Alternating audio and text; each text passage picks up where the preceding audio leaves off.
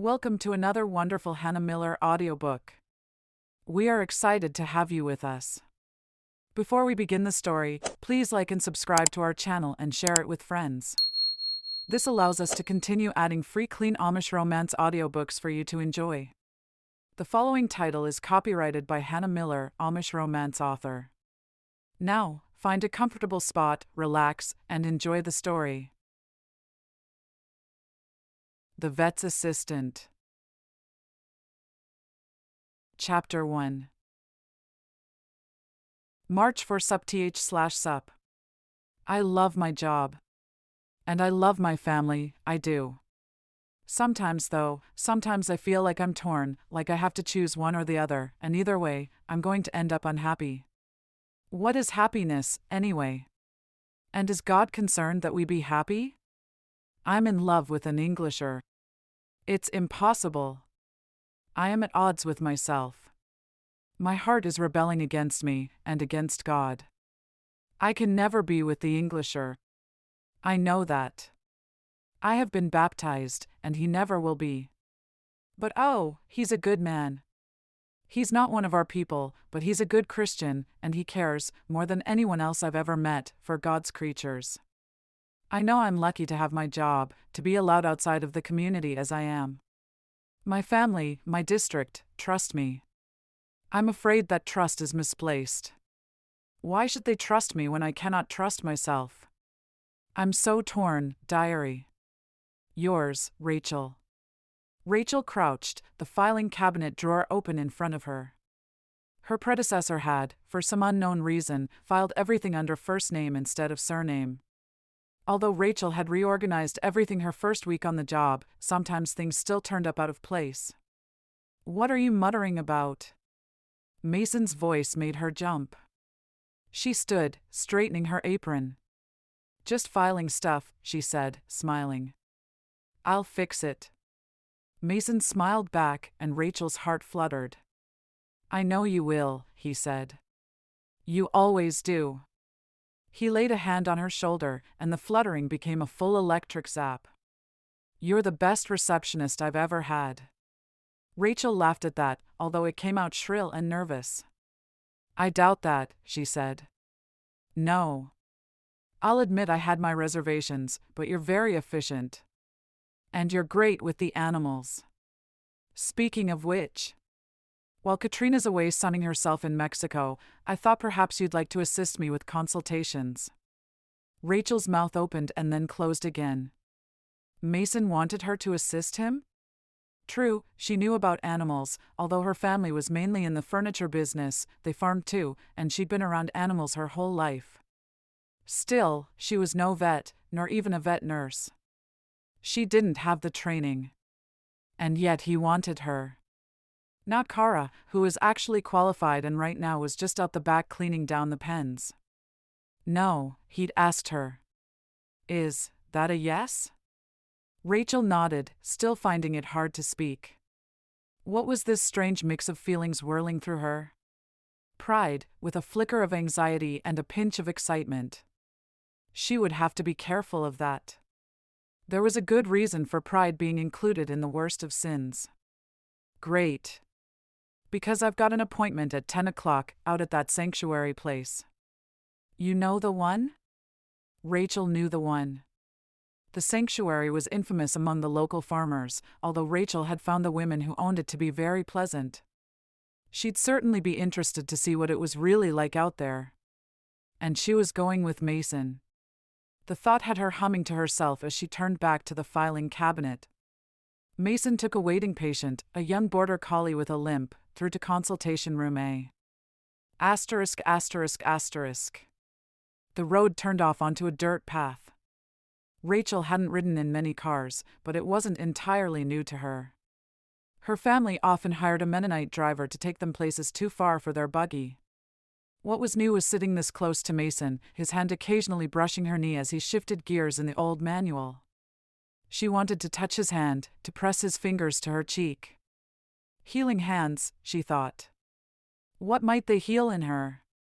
Ashamed of such thoughts, she took in a deep breath and ignored his cursory glance. He brought the vehicle to a stop before a metal gate, and she seized the chance to jump out the door and open it. Her hands were trembling.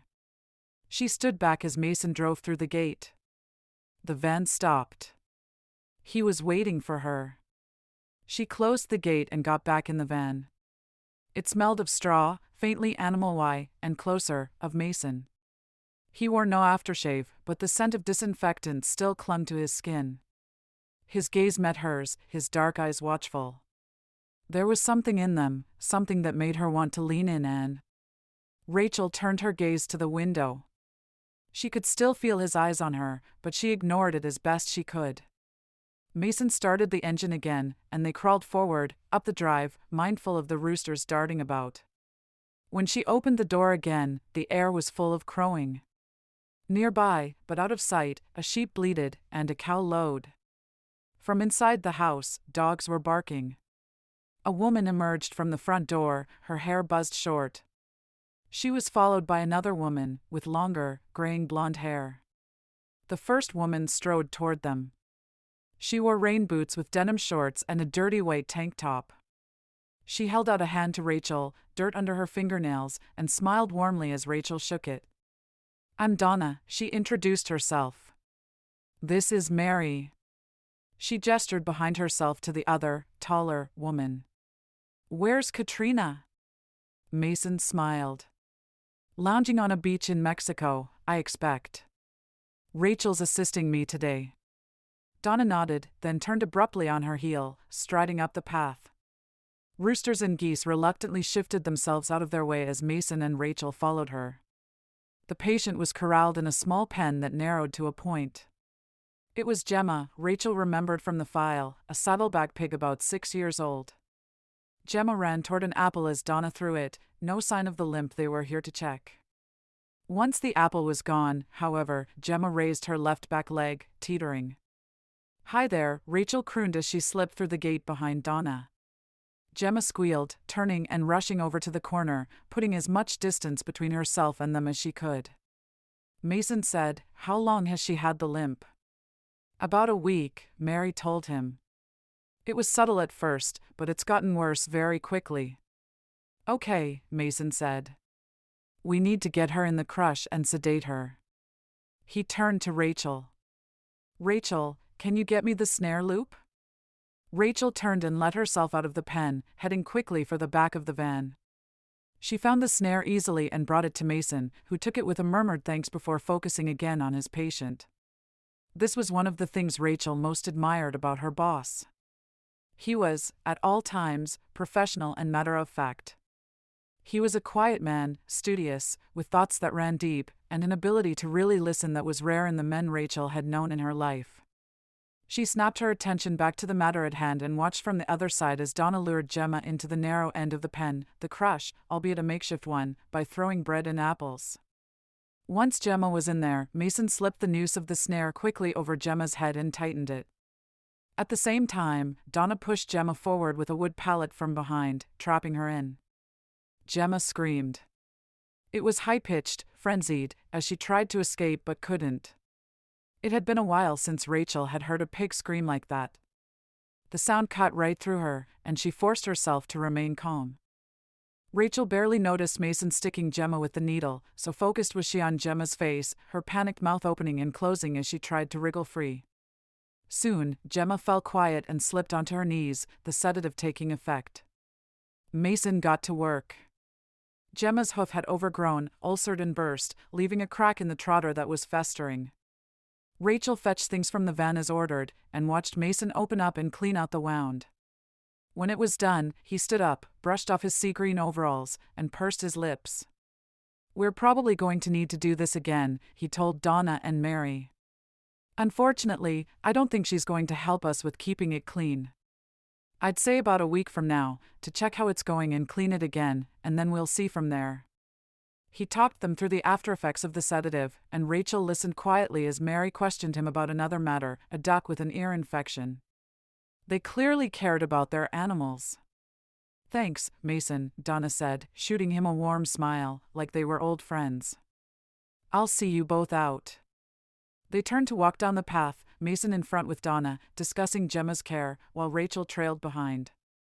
She didn't see the rooster coming up behind her until it was too late. Sharp claws scraped through her thick black stockings, tearing flesh. She screamed, whirling around. The rooster was a dark red, the feathers around his neck frilled up. He came at her again, side on. This time, she was able to get her foot up, and he threw himself into the sole of her shoe, rebounding. "Julian!" Donna shouted, marching up to the rooster. He backed off but shot Rachel a beady-eyed scowl. "Are you all right?" Mason asked, his tone concerned. Rachel lifted her chin and nodded. Her calf hurt where the rooster had caught her, likely bruised her, too, but it wasn't as though she hadn't been bitten or scratched before. She'd live. "Are you sure you're all right?" Mason asked again, this time as they drove down the long, winding road back to town. "Yes, I'm sure," she told him. "I'm not made of glass." Mason chuckled. "No," he said. "There's steel in you. Still, I want to take a look when we're back at the surgery. If he's broken the skin, the wound will need cleaning." Rachel couldn't fault his pragmatism, but the wound was almost knee-height. There was no way she was going to let him look at it. Why, she'd have to raise her skirt. Besides, it would be fine once cleaned up with some hot water and a home solution, and she could do that very well by herself. Back at the surgery, Rachel had almost forgotten about the wound. They had appointments starting again in half an hour, and she needed to go through the phone messages and, she supposed, grab a quick lunch. But almost as soon as she had sat down in the office chair, Mason leaned over the desk. "Did you think you were getting away with it?" he said, a teasing smile playing at his lips. It was easy to become distracted by those lips. She wondered what they would feel like against her cheek. She wanted to touch his face, to feel his sun-freckled skin and 3-day stubble. Instead, she straightened, her shoulders stiffening. "Come on," he said. "Show me." "It's fine," Rachel assured him, her tone sterner than she'd meant it to be. "Nothing but a scratch, I promise you." He held up his hands, surprise flitting across his face. "All right," he said. "But don't blame me when you come down with tetanus." Rachel rolled her eyes at him, but something warm glowed in her chest. Mason cared. He cared about her. She could see that in his eyes, impossibly green under the bright strip lights, focused on her. "Your next appointment's due in 10 minutes, she said, just as sternly. He stood, cleared his throat, nodded and thanked her. Then he turned and walked briskly off into the consulting room. Rachel was torn between congratulating herself on avoiding temptation and kicking herself for being so rude. She had to keep Mason at arm's length, yes, but there was no need to be unkind. That wasn't the sort of person she wanted to be. No, she would have to make more of an effort. Chapter 2. Rachel spent that afternoon organizing files and cleaning up messes made by the clients. It was quieter than usual though, with only one old cat staying in for observation after a surgery early that morning. By 4 in the afternoon, even he had vacated. Rachel was preparing to leave when Mason approached her. "Thanks for today," he said. She shook her head. "I can't say I did much," she told him. "No, but it's good to have backup, and you were very efficient, did everything you were asked to do when you were asked. Believe it or not, not everyone is capable of that." Rachel's cheeks warmed, and she bid him good night. He cast her one last look before he locked the door behind them. She headed for the rack where she'd put her bike. Quickly rearranging her skirts, she pedaled off into the bright spring evening. She swung into the small farmstead where her family lived and parked the bike around the back by the storage shed. Hens clucked around her feet, not yet away for the night, and, judging by their behavior, not yet fed. Before heading inside, she went into the feed shed and scooped a seed mix into a bowl, scattering it on the ground outside and scattering even more of it into the large coop that would house them all for the night. She then headed inside. Asterisk. "How was work?" William asked as she walked in the door. Rachel didn't miss Dad's sharp look, but William must have. She knew her father disapproved of her job, of its supposed English influence. Still, he didn't mind accepting the pay from it, so he kept quiet and let it be. Rachel was glad of that, at least. She didn't quite know what she would do without her job, without being able to see Mason every day. "Well," William said, when Rachel's pause had grown a little too long. "Or are you working as a government spy now and have been sworn to secrecy?" William was 2 years older than she was, and, like both Rachel and Adam, who was between them in age, still unmarried. While the three of them still lived at home, her brother Job had moved onto his own property, a 20-acre farm a few miles down the road. It was amazing, Rachel admitted, once Dad had turned away again, a clear indication that he was no longer listening to their conversation. "Katrina, she's the vet nurse, is away for a few weeks, so I'm helping Mason with his rounds. He told me I'm the best receptionist he's ever had." Adam raised an eyebrow. "You want to watch that, Rachel? You know what Englishers can be like." Rachel frowned. Mason wasn't like that. Not at all. If only they knew him. But no, they never would. Of course, they had met him, had talked business, but that wasn't the same thing at all. She was distracted from a reply by her mother calling from the kitchen. "Rachel dear, come and help me for a moment." Secretly, Rachel thought she must have overheard the conversation and known the direction it was going, and that they would all end up silently angry with each other and dinner would be eaten in tense frustration. She turned her back on her brothers and walked into the kitchen with her head held high.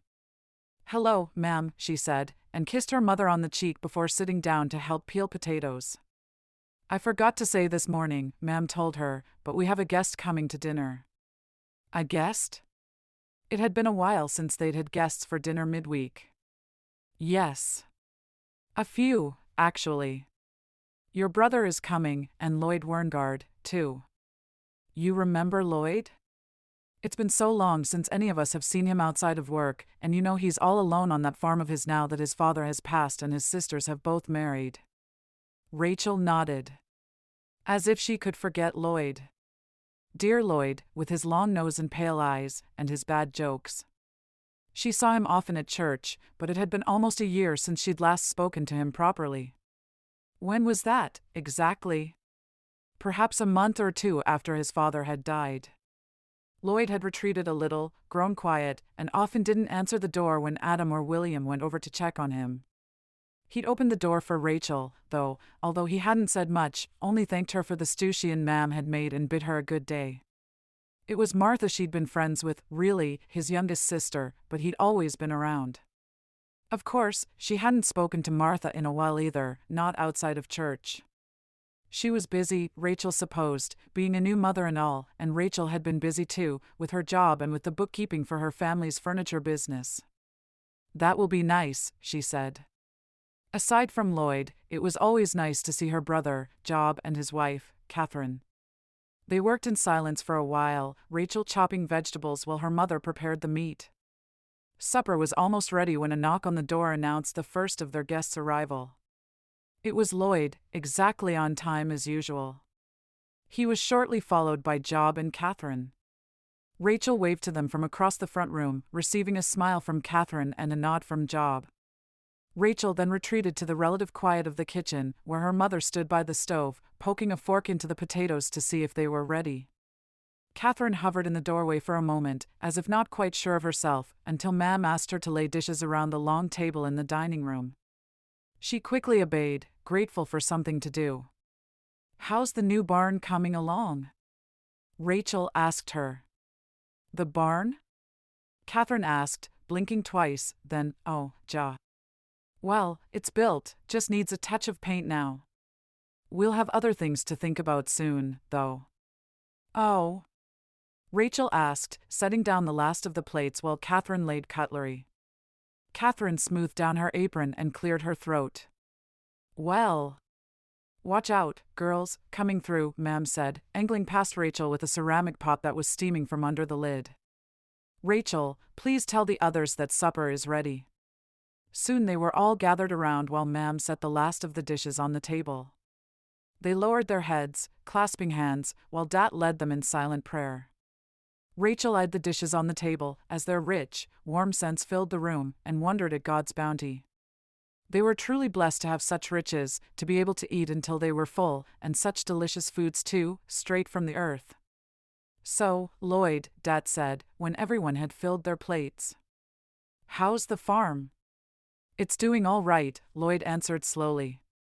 "As you know, I've scaled things back a little, but we'll be planting the wheat soon, and some new saplings in the orchard." Dad nodded. "Sensible," he decided. "Now there's not so many of you to work the fields. Have you thought about selling off?" Lloyd shook his head. "Not as yet. I'll see how the next year or so goes before I make any big decisions." "I must say it's right nice to see you again, Lloyd," Ma'am said. "We were so sorry about your father's death." Lloyd thanked her and fell quiet, his gaze cast down to his dinner plate. Rachel felt a surge of sympathy for him. He clearly still felt his father's loss, and why wouldn't he? Rachel couldn't imagine losing either of her parents. Luckily, they were still relatively young and quite fit and healthy. Still, one could never tell. "Well, if you need any help with the planting or the harvest later down the road, you let us know," Dad said. "William and Adam will be only too happy to help out, won't you, boys?" Both boys nodded as they chewed. "I thank you," Lloyd said. "But I should be all right." "What about you, Job?" Adam asked suddenly. "Anything interesting happening out your way? I saw the new barn when I was walking past the other day. Looks good." Job cleared his throat. "Actually, there is something interesting." He looked to Catherine, who nodded in answer to some silent question. "Catherine's in the family way." Ma'am gasped, and Dad stood, coming around the table to clap Job on the shoulder. This was what Catherine had wanted to tell her earlier, Rachel realized, when they were setting the table. She was going to be an auntie. She found herself unable to control the smile creeping onto her face. "Congratulations," she said, and made a mental note to keep her brother and her sister-in-law in her prayers that night and every night until the little one was born. "You're going to be an auntie," Lloyd said, after dinner, when everyone was on their way out. "How does it feel?" "Good," Rachel told him. "Although, I'll have to brush up on my knitting skills." Lloyd smiled at that. "Well, at least baby clothes are small," he said. "Talking of babies," he said, to Adam and William now as well as Rachel, "Bess has had her first litter. Perhaps you'd all like to come and see the puppies sometime?" His gaze flickered to Rachel, who quickly glanced away. She felt awkward, as though there was some other motive in Lloyd's asking. She knew, really, why he'd been asked here, why her parents kept extending invitations to him. They hoped she and Lloyd would get together. But Rachel only had eyes for one man, and it wasn't Lloyd. "You should have asked while Job was still here," Adam said. "His old dog, Horace, passed last month. He might like a young pup." "Not with the baby due, surely?" Rachel said. "Puppies are such a pain to train." Lloyd chuckled. "A pain to train. Nice rhyming skills there, Rachel." Rachel rolled her eyes at him, and his smile turned sheepish. Still, she thought, coming back to the idea of a young dog for Job, a new puppy, and a new baby. The two would go well together, wouldn't they? Or perhaps that was fanciful thinking. Dad had always said she was full of fancy. Rachel supposed he was right. She had always lived half in a dream world, and still did now. She thought about giving one of the young collies to Mason. His birthday would be coming up in a few months. But no, he wouldn't like that. He hated the idea of giving animals as gifts. Still. She shook her head, telling herself not to be so ridiculous, and bid Lloyd a good night as he headed out. Chapter 3. Dear Diary. I know Ma'am and Dad are eager for me to like Lloyd as more than just a friend. I feel like dinner last night was just a setup. But how can I love Lloyd when I already love Mason? Can a person love two men at once? I don't believe I can. Lloyd is a good man, and his family and mine have been friends since before either of us were born. It's true we haven't seen much of them since old Josiah Werngard passed away, but that connection is still there. Really, it would be a great solution. For my parents, and for me. Perhaps not for Lloyd, he deserves a woman who can love him fully with her whole heart. It would be simpler, perhaps, to give up on Mason and to start something new with Lloyd, but oh. I just don't know how to feel about him. Yes, I like him, but it's not love. Not love, in all capitals like that. I know what my mother would say. She would tell me that love isn't everything, and do I think she loved my father when she married him? She said as much before, and it makes me feel rather sorry for dat. But she loves him now, I suppose. I can see that well enough. I feel lost, diary. Like my life is spinning out in all directions, and I don't know which thread to choose. I must pray for guidance. Yours, Rachel. Rachel woke the next morning before the sun had risen. The sky was a dark mauve, heralding the oncoming dawn. Before getting out of bed, she picked out her diary from under the mattress and wrote a short entry. Scanning back through the pages, Mason's name stood out several times. Mason. Honestly, she ought to put him out of her mind. Almost 6 months she'd worked at his practice. She should be able to get over this silly feeling about him. It wasn't at all practical. She quickly washed and dressed and went out to free the hens and scatter some seed for them. She fed the goats and then returned inside to help her mother prepare breakfast.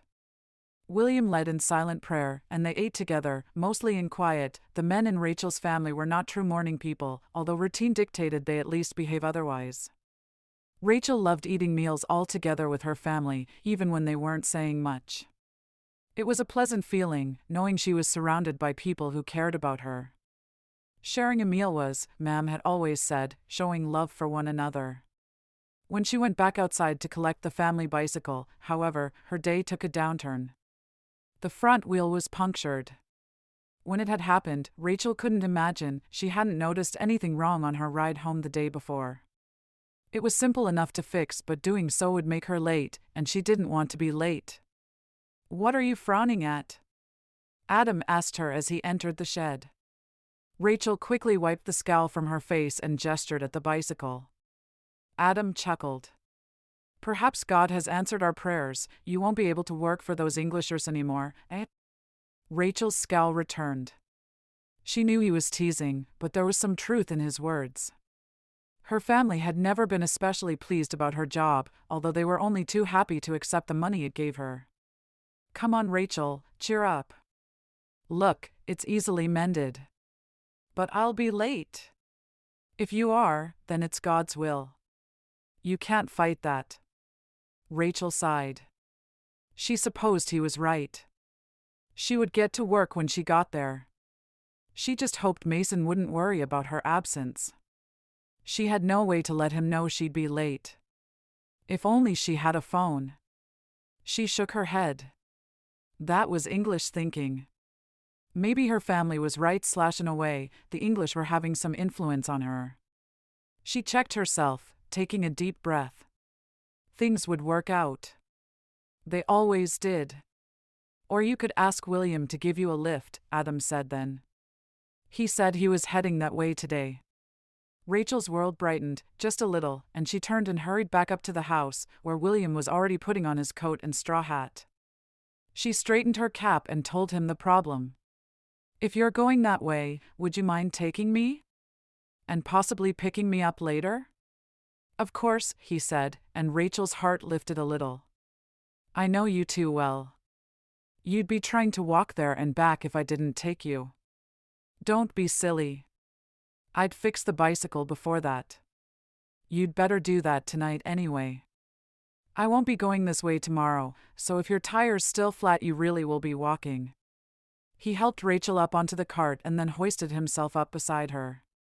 The pony cart was old and well used, but it still had many years left in it. Rachel preferred the buggy, though, as she felt safer on the road with it. But the pony cart was easier to hitch up and easier to drive. Adam dropped her off just down the road from the practice, and she walked from there. I was starting to worry, Mason said, glancing at the clock on the wall behind them, and then back at her. She was half an hour early, but still 20 minutes later than her usual time. Thought I'd have to call out a search party. She smiled and told him the story, and he nodded, understanding. He always understood. That was one of the things she liked so much about him. Oh, well. It's given me a chance to have a second cup of coffee before you start talking my ear off. Rachel mock-scowled at him. As if I would, she said. I'll have you. My grandmother says I'm too quiet. Mason chuckled. Well, I'm sure your grandmother's right. Elderly people are always all-knowing. Or at least my grandmother certainly seems to be. It was Rachel's turn to laugh, then, as she turned her back to Mason to check the phone for messages. She made several notes to call people back and deleted any irrelevant calls. Tea? Mason asked. It sounds like you've had a hectic morning. Thank you, Rachel said. But I've made my morning sound much worse than it was, really. A flat tire isn't much more than a minor inconvenience. Mason nodded. Yes, I did figure you for a drama queen. A drama queen? Rachel was sure what he meant, but he retreated into the staff room to prepare the tea. It never tasted quite the same as it did at home, all quick, with tea bags and an electric kettle, but still, a warm drink early in the morning, especially after a stressful start, was just what she needed to relax and focus on the day ahead. Rachel was mopping down the reception area for the last time that evening when the door opened. She'd been expecting to meet William at the point where he'd dropped her off. The road Mason's veterinary practice was on was potholed and rutted, not entirely suitable for the family's cart or for the horse's feet. When she looked up from the spot she'd been mopping, though, she saw not William, but Lloyd. Oh, she said, surprise raising her eyebrows slightly. Are you my lift home, then? Lloyd smiled and gave her a slight bow. If it suits, he said. Well, of course. She paused. But why isn't William picking me up? I'm not sure. Your ma'am just said he was busy, and since I was going that way, perhaps I could help out. And of course, I was only too happy to. Well, she said, smiling. Thank you. Take a seat and I'll be finished here in about 5 minutes. Of course, she knew exactly what her mother was up to. She would have thought she was being subtle, of course, but Rachel knew her too well. Poor Lloyd. She doubted William was busy at all, or else he'd been sent off on some unnecessary errand meant to waylay him. Rachel spent the next 5 minutes throwing out the water from the mop bucket, straightening items on the desk, and bidding Mason good night. Mason smiled warmly at her. See you tomorrow, he promised, and Rachel smiled in return. Yes, she would see him tomorrow. The thought made her heart flutter. How lucky she was to be able to spend time with Mason, even if only through work. She was truly blessed. Rachel followed Lloyd out to where he'd left the cart and climbed up into it. The evening was cool, and she wrapped her cloak tighter around her shoulders. How was work? Lloyd asked. It's been a long day, she admitted. We had an emergency with a dog that had been hit by a car. Honestly, Lloyd, I could have cried. Her owner couldn't even get her out of the car because her insides were hanging out. Lloyd's lips thinned and Rachel almost regretted telling the story. It was rather grim, she supposed. Certainly not something to tell over supper, at least. But Lloyd was robust, had to be as a farmer. Mason was so good though, she said, hoping to cheer things up a bit. He went out there, and we wrapped the poor thing up in a sheet and brought her in. Mason was in surgery for hours with that dog, and do you know? She's pulled through. She'll have to stay in for a few nights, of course, to be sure, but we're hopeful. Another thought occurred to her. Mason's even taking her home with him, so she won't be alone overnight. Honestly, Lloyd, you'd like him. He really is wonderful. So thoughtful and good with the animals. She couldn't help the smile that crept across her face at the thought of him. A glance at Lloyd's face, though, told her that Lloyd didn't agree. His mouth was still set in that grim, thin line, an unhappy look in his eyes. Perhaps he was like the rest of her family and disapproved of her working for an Englisher. But what business was that of his, when the bishop and her parents had approved it? They traveled in silence for a little while, until Rachel had to break the tension around them. "How are Bess and her new pups?" "Right well," Lloyd said. "They're putting on weight nicely, eyes open. And Bess seems very happy. It's funny really, how pleased she looks with herself whenever they're all gathered around her. She has such a human way about her sometimes." Rachel laughed at that. "I miss having a dog," she admitted. "I don't know if you remember Georgie, our old dog. He was quite disobedient, though. I think he put Dad off dogs entirely." Lloyd's expression cracked into a smile. "Sometimes," he said, "I think those are the best kind of dogs. Not exactly what you want, necessarily, but I have to admit I like that sort of wild spirit." They talked for a while about dogs and about Lloyd's sheep and Rachel's goats. Rachel had forgotten how pleasant talking to Lloyd could be. She'd always liked him, thought him a decent sort of person, and she couldn't deny that he made her laugh. She knew her mother's hopes for them to court, of course, and still couldn't help but feel that this ride was some connivance of hers. If only her mother knew how besotted she was over Mason, perhaps she wouldn't have bothered. Or, more likely, perhaps she would try even harder. Rachel couldn't help but feel a little guilty, in a way, that Lloyd's efforts were in vain, but she also knew that he wasn't the sort to hold it against her. Lloyd had never been the type to chase women. Unlike Adam, who had spent most of his rumspringa with a different girl every week. Or so Rachel had been told. Rachel knew not to listen too closely to gossip, but knowing her brother as she did, she couldn't help but think it rather likely. Adam wasn't sensible like William and Job. Rachel supposed he was more like her in that sense. Far too fanciful. Lloyd dropped her off at the end of her drive, not bothering to come up the long driveway to the house. Rachel understood, of course. Her mother would ply him with tea and treats and tell him what a nice young man he was. Lloyd had always been a rather more solitary type, a little nervous, even. He was sweet, though, and Rachel almost wished he would come in, just for a while. She couldn't deny she enjoyed his company, albeit just as a good friend. She waved goodbye to Lloyd and headed up the hill toward home. Chapter 4. Mud lined the hem of Rachel's skirt, her shoes were caked in it. It had rained that morning and for most of the previous night, and the small holding they had come out to visit had become almost boggy in places. Mason was covered worse than she was, though. His overalls were splattered with brown, and not all of it mud. He had his hand halfway inside a young brown Frisian cow, who was just beginning to bellow again.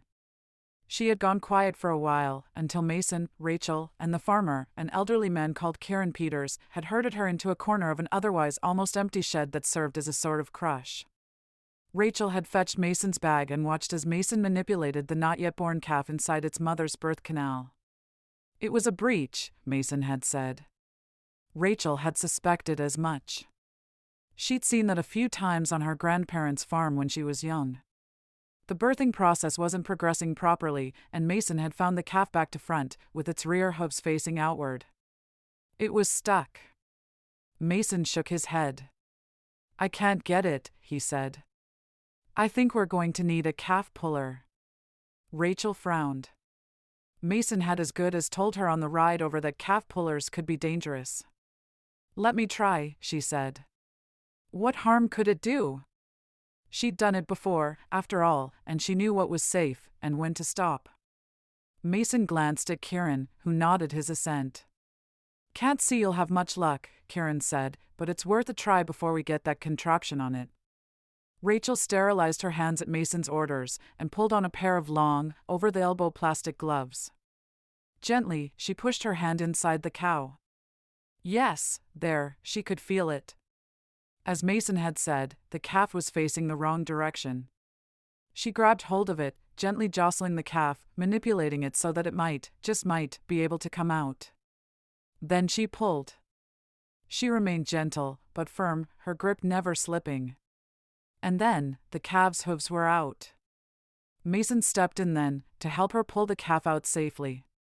Kieran tried to comfort the cow, but there wasn't much he could do there. The beast shook her head from side to side, up and down, eyes rolling. She stamped her hoof. "Okay," Mason said. "I think we've got it." "Yes, there it is." "Okay, it's coming." Rachel stepped aside as Mason tugged gently at the calf, guiding it, and then he stood back and lowered the calf, a black shape with spindly-looking legs, to the ground. He stood back, then, as Kieran opened up the bars penning her in, so the cow could turn and lick her calf. It was a wonderful moment. Rachel wanted to clutch Mason's hand as they watched that mother-child bond begin to form.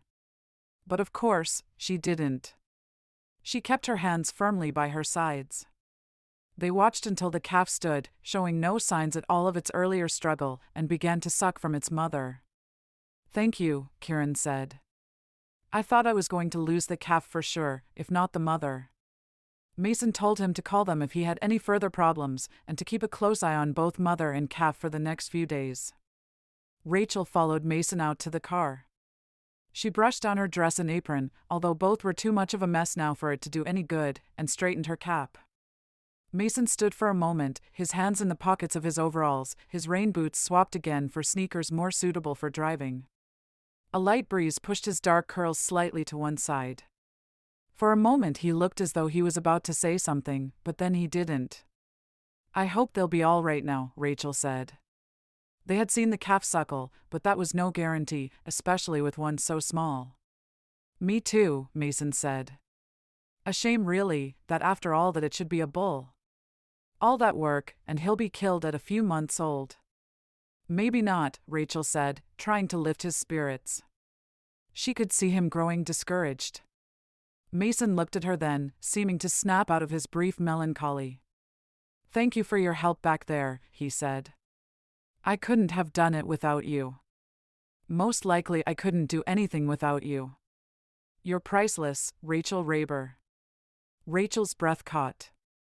She felt her cheeks go hot. "You know as well as I do that anyone would want to help out in such a situation, and that's why I came, after all." He shook his head. "No, not everyone would know what to do, or be able to follow instructions so efficiently. You were amazing." Rachel forced herself to take his comments lightly. "You're going to fill my head with mad ideas about myself if you're not careful," she scolded. Still, she couldn't help the small smile twitching at the corners of her lips. Mason smiled, too, a broad thing that dimpled his cheeks and lit up his face. Sensible ideas. True ideas. "Honestly, Rachel, if I didn't love you before today, I certainly do now." Rachel felt the bottom of the world drop away beneath her feet. Had he really said that, or had she imagined it? Mason's face went a deep red, then, color spreading from his cheeks outward.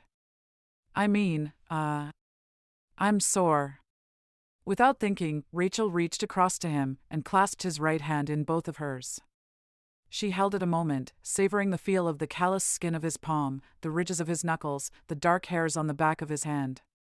Just as suddenly, she let go, mortified at her actions. She'd gone too far.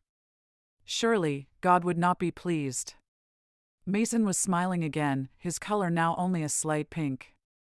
"We have to get back," Rachel said quickly and nearly ran around the van to the passenger side. Mason got into the vehicle on the driver's side, and all the distance Rachel had tried to put between them in that previous moment was gone. "I think," Mason said slowly, his eyes on the road as he put the van into gear. "We have a lot to discuss." Rachel took in a deep breath. She felt as though the sun were shining down on her, and she wanted nothing more in that moment than to bask in its warmth, yet on the horizon were thick, dark clouds, a storm approaching. Dare she believe it? Did Mason feel the same way about her as she did about him? Could something that glorious, that amazing happen to her? But then reality shoved its way into her thoughts, and all the reasons against her and Mason, those reasons that had gone around and around in her head since the day she'd realized she loved him, none of them had disappeared. Still, she could have this one moment, couldn't she? Maybe later, she eked out, now feeling completely self-conscious. She couldn't get out of the van soon enough. Dear Diary, I know it's not right, but I'm so happy. I think Mason loves me. I love him. Oh, it should be so simple, now we both know. But I feel that things are even more complicated than before. It was safe, I suppose, when I didn't know how he felt. I could pretend nothing would ever happen while hoping that it would. Now, I don't know what I want. Will I have to make a decision? Will I have to choose one life or the other? And how could Mason win over God, over my church? Everything I am is Amish. And Mason just isn't. I wish things were different. I will need to pray for guidance. Isn't that funny? That I need God and church even more now? No, perhaps it's not funny at all. I can't help but be happy, but I feel that soon I will be unhappy again. Yours, Rachel. Rachel's heart sang even as her mind whirred, flipping everything over and over again. She wasn't sure if she was happy or afraid. Mason felt the same way she did. But that was a recipe for disaster. Perhaps he could be baptized, but Rachel knew in her heart that would never happen. If they were to be together, she would have to leave home, and that, too, would never happen. She was no Englisher, although she had one foot in their world, she wasn't one of them and wouldn't want to be. She cycled into work that morning, ignoring the curious stares of early commuters and English children on their way to school. She was used to them gawking at her. What she wasn't used to was the internal whirlwind of thoughts and emotions inside of herself. Part of her wanted to believe in happy endings, and the other part knew that she had to make a choice, if not now then soon, Mason or God. There was no contest, of course. But her heart still wanted. Mason was always at the practice before anyone else, an early riser. There had never been a time when Rachel had gotten there before him, despite her best efforts. Still, she had a key, so when she didn't see his car in the parking lot, she opened the side door and let herself in. She switched on the lights, her curiosity growing. Where was he? Some early morning emergency call, perhaps? But there was no note on the desk, nothing on the phone's answering machine. She switched on the computer and logged in. Curiosity grew into worry. She checked his online calendar, and his paper one, nothing. 8 o'clock came and went. Kara arrived at 1:15, late as usual, and frowned when Rachel told her Mason wasn't here yet. He's always here, she said. Kara's concerned tone compounded Rachel's fear.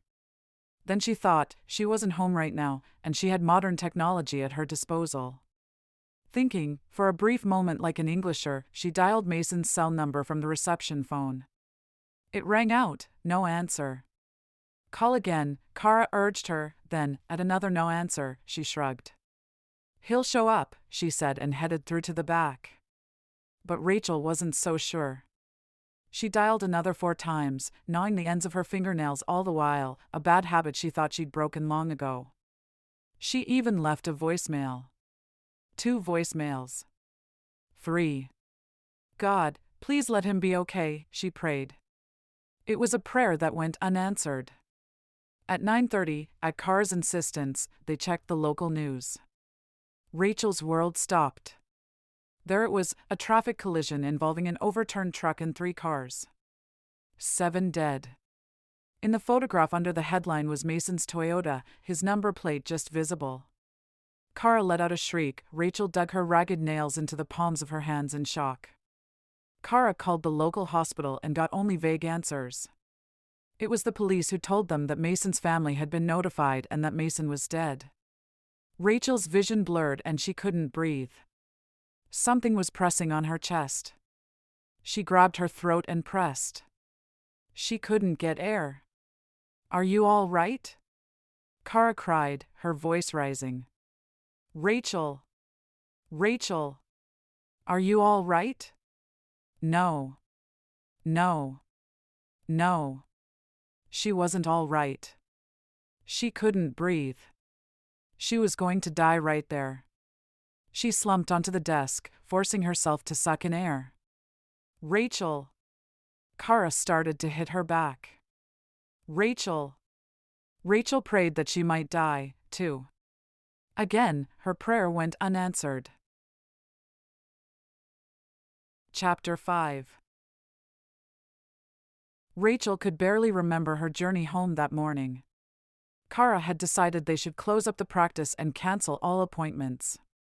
Rachel went through the business of calling clients in a daze.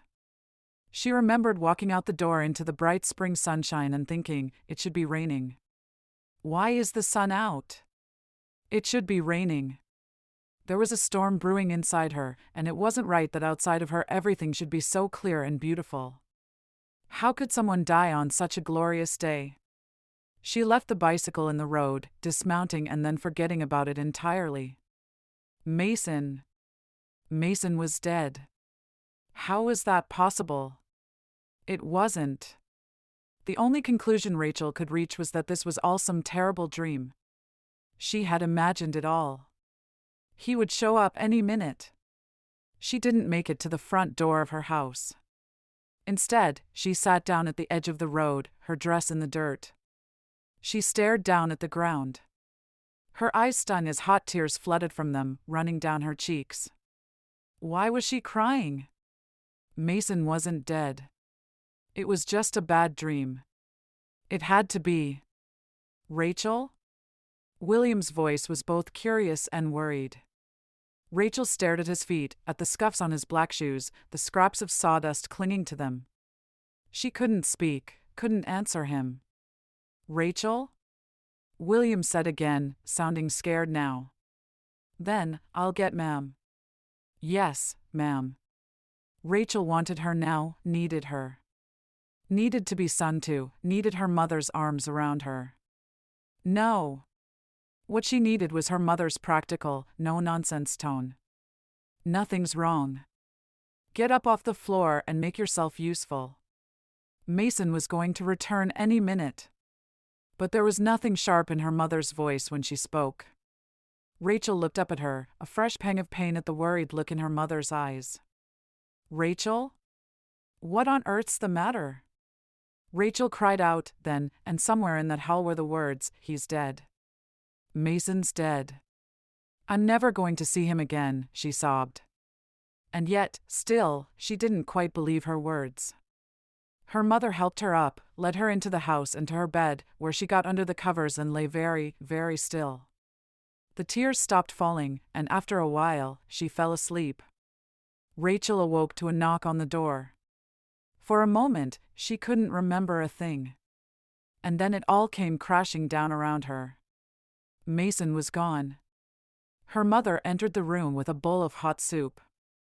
Rachel couldn't remember the last time she'd been excused from eating at the table. Perhaps once or twice, when she was ill as a child. But never in her adult life, certainly. Rachel shook her head. She wasn't hungry. She couldn't possibly eat. Her stomach was leaden. Her heart was frozen. Nonsense. You have to eat, her mother scolded, and Rachel, knowing that tone, took the soup and tried. She swallowed several spoonsful under her mother's watchful gaze, wishing she would go away, wishing she could just be alone. Tell me what happened, her mother said after a moment, but Rachel couldn't. If she talked about it, then it would be real. She didn't want it to be real. Eventually, her mother left, the door clicking shut behind her. Rachel left the bowl of soup unfinished on her bedside table. It was evening when another knock on the door signaled the presence of her father. He, too, wanted to know what had happened. He wasn't as cautious as her mother, demanding an answer. So, Rachel told him. Cars, he said, shaking his head. Ridiculous things. Death traps. I've always said so. Rachel swallowed her anger and turned away from him. When she didn't speak, he, too, eventually left her alone. Rachel dozed on and off throughout the night, her dreams full of cars sliding off the road.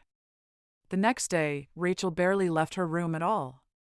She couldn't face her family, couldn't face the world. It was now a world without Mason in it. If she stayed there, safe in her room where nothing bad could enter, she could pretend it wasn't true, that everything was just as it had always been. Her mother brought her a breakfast of oatmeal, but this time Rachel left it untouched. She felt nauseous. If she ate anything, she would throw up for sure. Around noon, her mother knocked on the door again. It would be more food, and Rachel pretended to be asleep. Her mother came in anyway. "I know you're awake," she said. Rachel groaned, as if she'd only just woken. "You have a visitor," she said, her tone stern. "So you'd best get up and get dressed. You can hardly meet him in your nightgown." Rachel's heart leapt.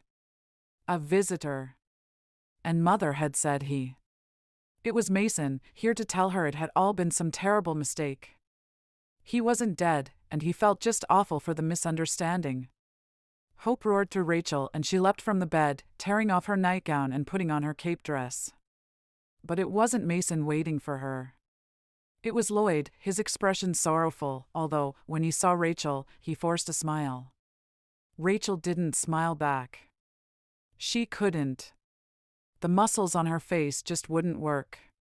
"I had to come," Lloyd explained. "When your mother told me, I knew you'd be feeling awful." He looked at her with such compassion. "That's a horrible understatement, I know." "Thank you for coming," Rachel said, her words hollow, mechanical. Lloyd had come to see her. It was unusual, to say the least. She could only assume that her mother or father had asked him to come. They were worried about her, she knew.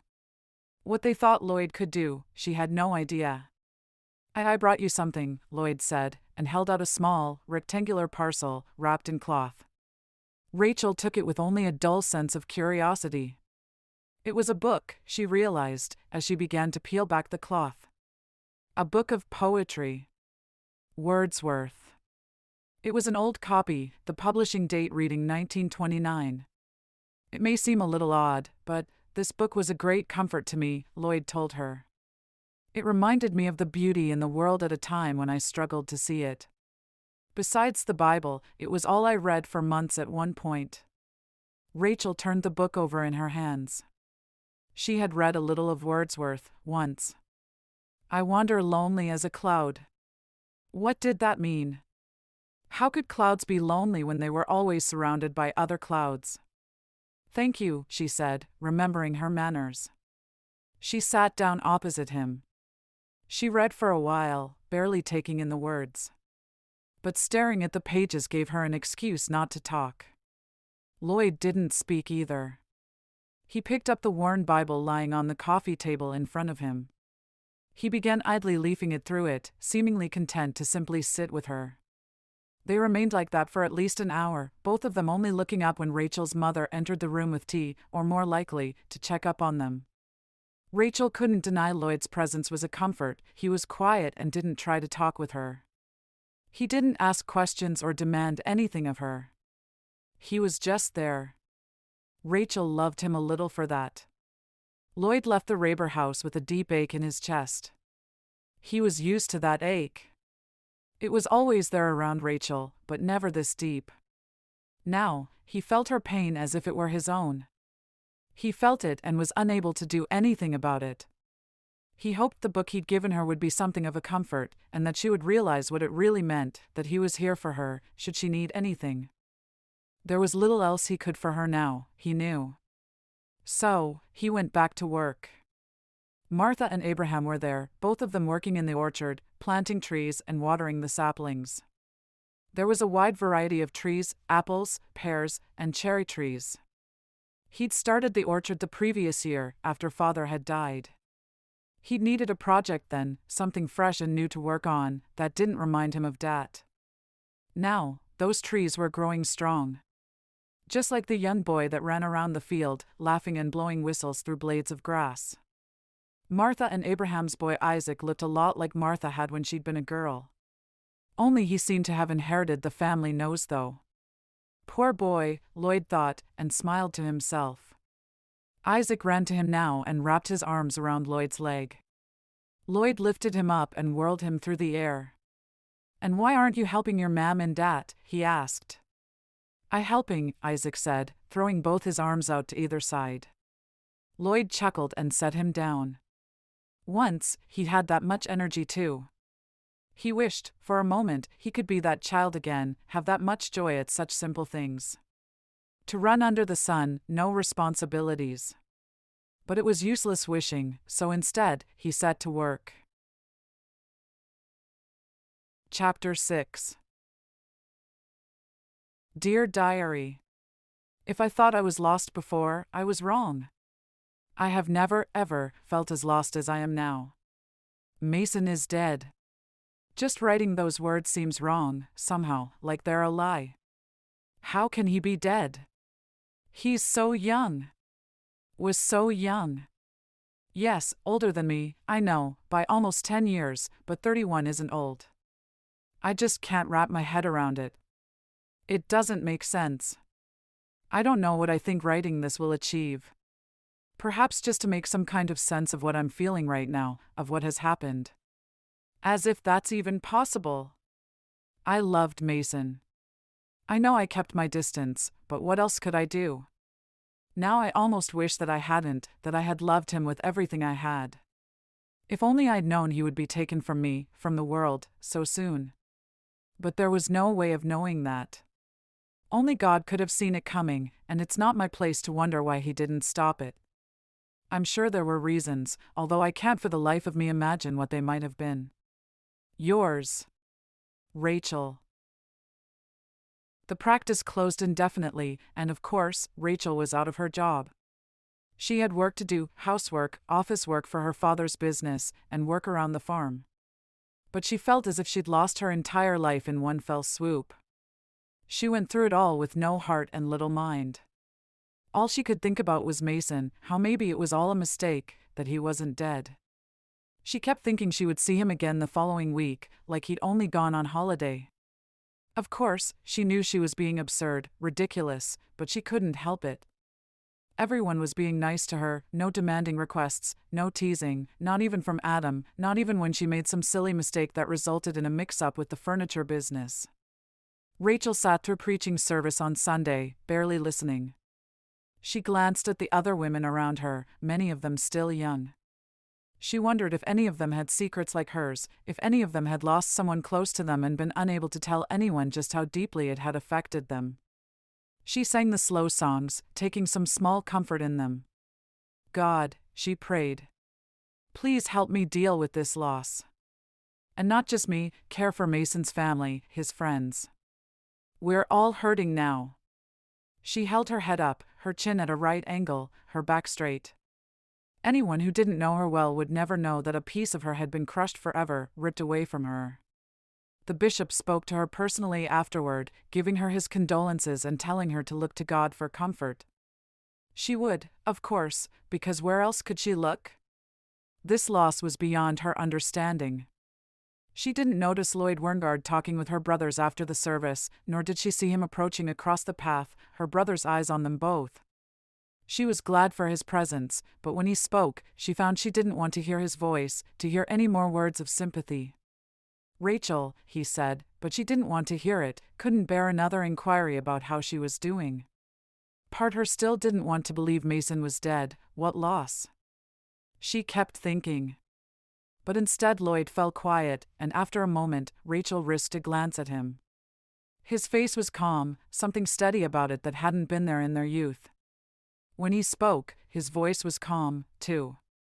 Did you like the book? Rachel hadn't been expecting that. She'd read a few of the poems over the last few days, and knew one or two by heart now, even. I do. Thank you, she said, and she found she meant it. I can see why the poems comforted you.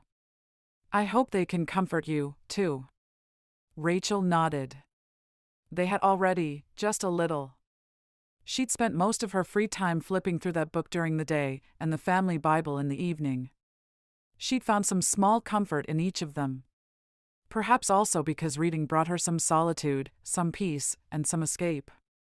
Lloyd opened his mouth, and then closed it again. He bounced on the balls of his feet for just a second. Funny, she hadn't noticed it before, but Lloyd was rarely ever still. He gestured freely when he talked, and he had a kind of nervous energy that could either be seen as endearing or annoying, depending on the mood. Today, Rachel's mood was fraught. "What is it, Lloyd?" she asked. She'd meant her tone to be gently teasing, but instead her words came out as just plain rude. Lloyd stilled and looked at her, his gaze unwavering. "I just wanted to thank you," he said, "for being there, you and your family, when my father passed. I was a little rude then, I fear. I didn't want help. But I wanted to thank you for the offer of it. And if there's anything I can ever do for you now." Rachel forced a smile. "There's no thanks needed. It's just what neighbors do for one another." Lloyd agreed. "You're quite right. Still, my offer to you stands." When he got no reply, he simply nodded, turned, and walked away. Rachel almost wished he hadn't left. Lloyd felt weighted as he drove his buggy away after church, a small ache in his back that had been growing for days now causing him to wince. He pushed his shoulders back, straightening his stance as he rode the few miles back to his farm. His parents' farm. His now, but always in the back of his mind he thought of it as theirs. They'd been the first Amish to farm it. Before that, it had belonged to Englishers. Their small community had been even smaller then. There had been no Lloyd, no Martha, no Emma. No Rachel either, nor any of her brothers. Rachel. He knew what she was feeling now. He'd never lost a friend, but he'd lost both his parents, his mother when he was a boy, and more recently, his father. It wasn't his business to speculate, but he was almost certain that Rachel had felt more strongly for Mason Porter than just a friend. She'd been in love with him, he was sure. The look in her eyes when she'd talked about Mason was just how he imagined he looked, how he felt, when he thought about Rachel. He'd been angry when he'd first seen that. No, not angry. Jealous. And that, he knew, was wrong. It wasn't his place to judge her, not when his own feelings, that jealous anger that had come up in him, could also be judged. There was no human alive without sin. He could only try to be a better person. For himself, for Rachel, for God. He wished he could take away Rachel's pain, the sadness and confusion that rested in her eyes now. But he couldn't. No one had been able to help him after his mother's death, nor his father's. No one except God, that was. It would be the same for Rachel. Only time and God's grace would heal her. Still, he had offered her what he could be someone to talk to, someone who would listen, and perhaps understand. He hoped she would, at some point, accept his offer, hoped she would come to him and release her burdens. Was there pride in that thought? He wondered. Why do I need to be that person for her? The answer was simple: I love her. I always have. He wanted to be the one she could come to tell everything to. He also wanted to be strong enough to step back if she couldn't. He'd loved Rachel since he was a little boy. He'd been unable then to leave her alone for too long, always trying to insert himself into her and Martha's games. His mother had told him often enough then to leave them alone, as had Martha, but Rachel hadn't seemed to mind. A cool breeze struck his neck, and he quickened his pace. Summer hadn't yet arrived, and there was much still to be done at the farm. Chapter 7. The following week brought no return of Rachel's normality. She went once more back to the veterinary office, one afternoon to complete some paperwork and tidy up. The practice was quiet and empty, and every moment she expected to see Mason, with his kind smile and dark, curling hair. But she didn't. Carr told her that Mason's brother had called a few days before to say the funeral would be the following Wednesday. They had delayed it so that family members who lived far away could attend. A funeral. Yes, because Mason was dead. Rachel felt like a ghost herself, drifting along, outside of God's care. She prayed nightly to see Mason again somehow, for this to all be a terrible dream. It wasn't her place to question God's purpose, but still she couldn't help but wonder why. She spent a few hours at the practice. It wasn't the same place anymore, not without Mason there, without the smell of coffee brewing in the little staff area, without the sound of him humming to himself as he moved from task to task. Wednesday morning, Rachel's family gathered in the kitchen. Rachel wouldn't eat breakfast, couldn't, but she sat with her family nonetheless, bowed her head for silent prayer, and then pushed food around her plate. Eventually they all piled into the buggy and Dad chivied the horses into moving and they were off, on their way into Baker's Corner. None of them would have approved of Mason for her, not one, and yet here they were beside her. Rachel felt she should be grateful, but really all she wanted was to be alone. Around the bend they met another buggy, Lloyd's. Martha and Abraham were riding in it, too, and a few miles down the road, she saw Joanne and John's smaller cart come out behind them. Of course, many families around here knew Mason. He'd given advice and care to the community for years, helping the farmers to provide care to their animals. Many had known him, by sight at least. Naturally, they would want to pay their respects. Mason might have been an Englisher, but he was part of the community in his own way. An outsider, yes, but still connected. The funeral was large, partly due to the Amish community's presence and partly due to the fact that Mason had come from a large family and had a lot of friends. Rachel wasn't sure where to sit, so she sat with her family. They were lucky to get seats at all. Many were left standing at the back and at the far ends of the Protestant church's aisles.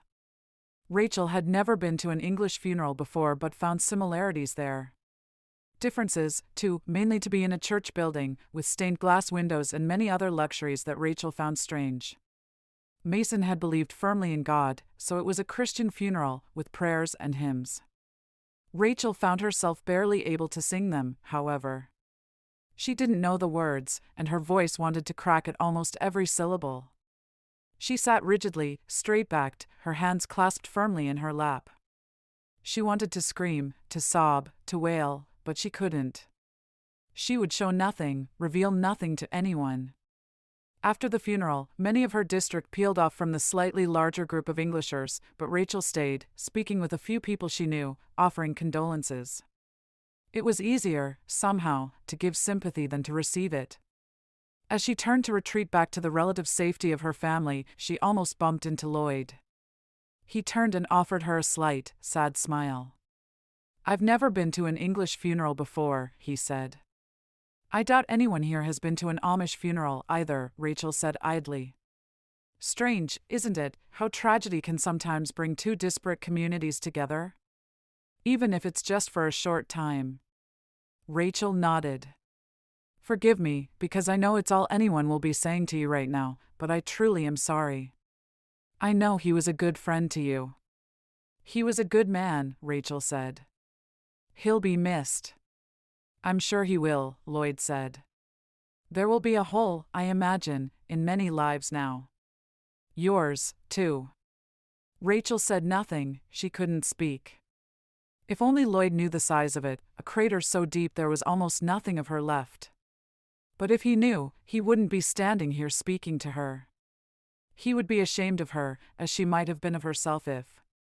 But there was no if. There would never be an if. Whatever might have been between her and Mason was just imagination, speculative history. "Keep busy," Lloyd told her, before moving off to speak with the bishop. "It helps." Rachel was left alone, then, in a sea of people she didn't know and would, never know. She retreated to her mother's side, feeling like a small, nervous child. She found, afterwards, that she could barely remember anything about the funeral. Not who was there, what was said, or even the order of events.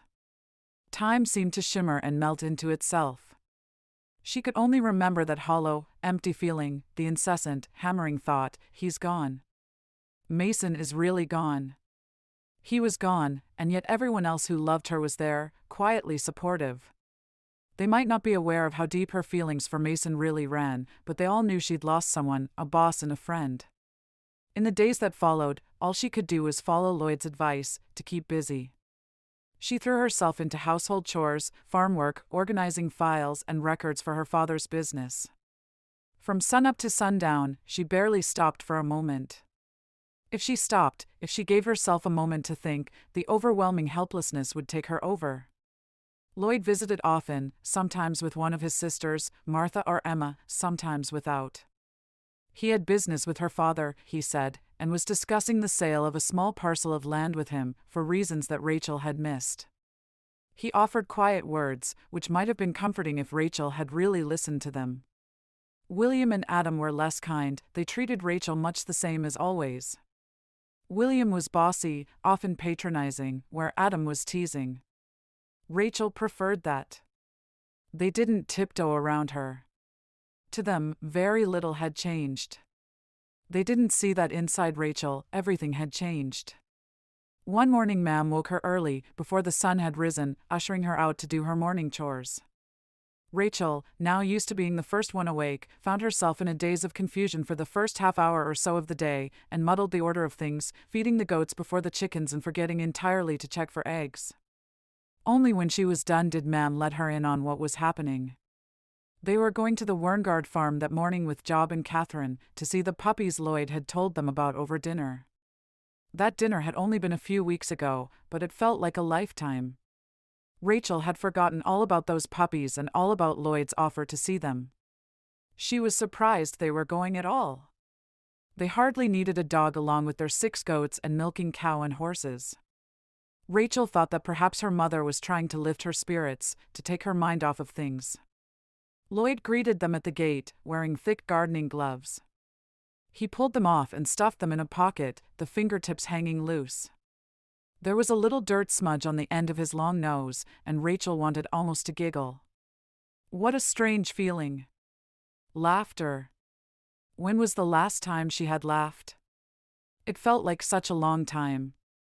Lloyd's gaze lingered on Rachel for just a moment.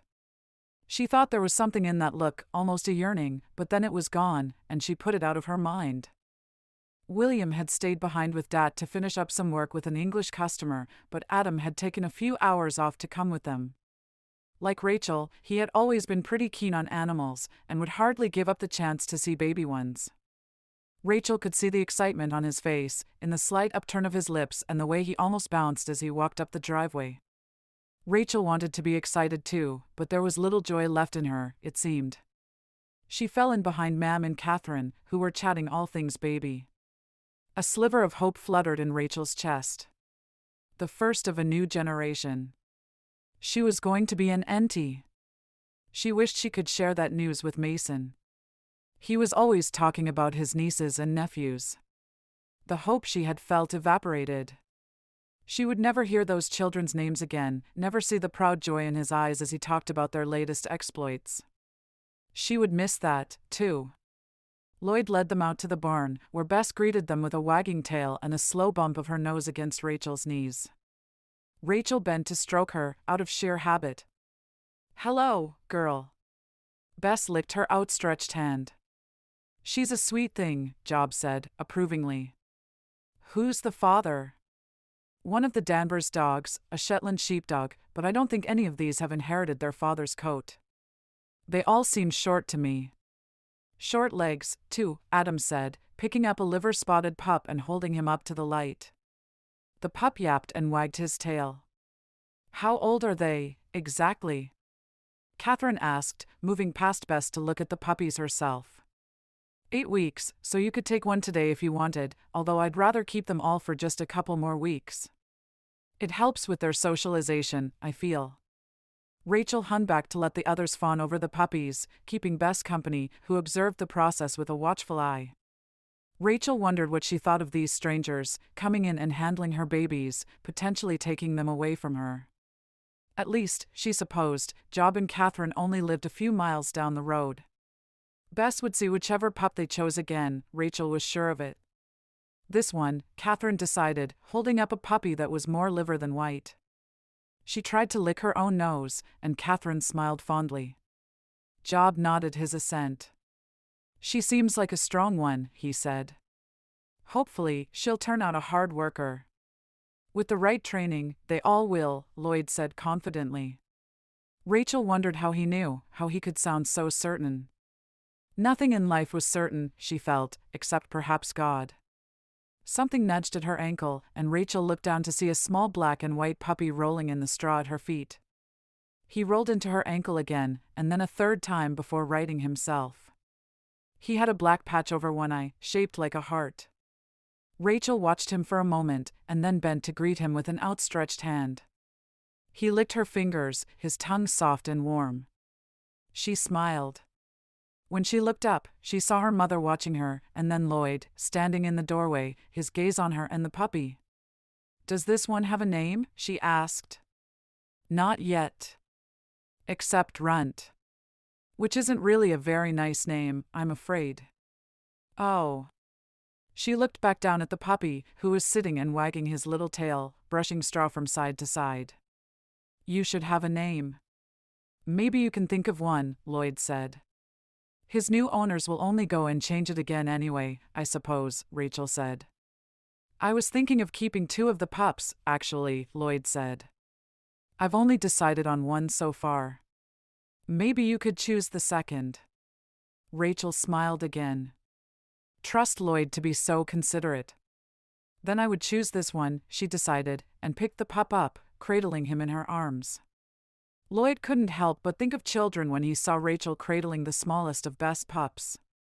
He'd never really considered whether he might want his own children or not before. It was pretty much a given that, if married, he would have them. But he'd never been especially fond of babies or small children in general. He supposed the thought was only in his mind because of Catherine's presence. Either way, Rachel would make a good aunt, that was for sure. She was kind, considerate, and practical. She would be an asset in any child's life. He shook these thoughts from his head, deciding it was improper, and besides, none of his business whether Rachel would be a good aunt or mother. Yes, he felt as though there was something between them, but Rachel had given him no indication that she felt anything special, and they weren't courting, however much Lloyd might want to ask her. He wouldn't ask now, he knew. Rachel had lost someone she loved. And yes, he was certain now that she had loved Mason Porter. Oh, he supposed nothing much had actually occurred between them. Rachel wasn't that sort of woman, but she'd loved him well enough. Which meant her loss was tenfold. That the puppies had coaxed a smile out of her, albeit a small one, was enough to make his day brighter. He missed that smile of hers, and seeing it now made his heart constrict. He hoped she'd smile again one day, really smile, the kind of smile she would feel in her heart, that would shine through her eyes. That would take time, he supposed. Time. The great healer. She needed it more than anything now. And that was what he would give her. Time to heal. Then, perhaps, he could see where things stood between them. They had lunch after that, Lloyd offering up a potato salad, green veggies, and delicious home-baked bread. Rachel hadn't known he could cook, although she supposed a man living alone had to learn at some point or another. She felt a pang of sympathy for him, then. She was so lucky to still have both her parents and all her family around her. Lloyd still had his sisters, but he was an orphan. He'd lost his mother young, and she knew he'd been close to his father. It must have been hard, losing them. Rachel didn't know what she would do without her mother or her father. Rachel helped Ma'am clear the plates after dinner, taking them into the small kitchen to be washed and dried. They did their best at putting them away, and only a small handful of utensils were left sitting for Lloyd to take care of by the time they were done. The house smelled the same as it had always smelled, faintly basil-y due to the herb garden outside the kitchen window. Rachel breathed in that smell, so familiar. It was comforting. She knew Lloyd's home so well, as if it were almost her own home. She had played here so often when she was young and had attended church here in the years since. It was a comfort to be in a house that was familiar and yet not her own, not fraught with her own sadness. She had spent too long inside, she supposed. Yes, she worked in the office next to her father's workshop a few hours a day and did her chores around the farm. She fed the goats and the chickens, collected eggs, helped with weeding and pruning and fencing. Inside, she wasn't kept idle either. She sewed and mended clothes, did the washing, the ironing, the cleaning, and when she had time to spare, she knitted warm clothes for Catherine and Job's unborn baby. Still, none of that was the same as going out into the world, being somewhere else. A change of scenery, yes, it was just what she needed. And the puppies were very sweet. She almost wished she could take one home with them, but even if Ma'am and Adam were on her side about that, she knew Dat wouldn't be. She found herself, for the first time in a while, almost enjoying herself. She realized, later, she had barely thought about Mason while she there at all. Chapter 8. The furniture the Rabers made was truly wonderful to look at. Daniel Raber had a God-given gift, a way of working that ensured everything he made was robust as well as beautiful.